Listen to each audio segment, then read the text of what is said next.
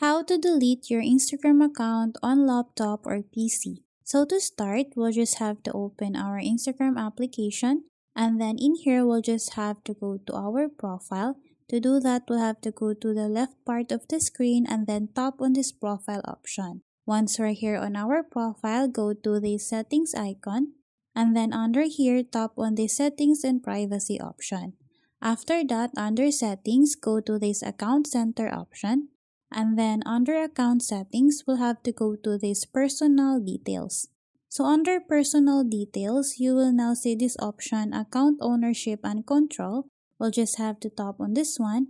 And then after that, you will be given two choices, memorialization and then deactivation or deletion. Since we want to delete our account, we'll have to select the second one. And then after that, choose the account that you want to delete. So in here, you are given two choices, deactivate account and then delete account. If you only want to take a break from your Instagram account, then what you need to do is to choose deactivate your account.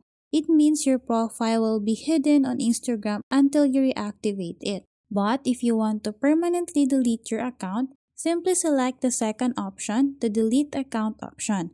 When you delete your Instagram account, your profile, photos, videos, comments, likes, and follows will be permanently removed or deleted.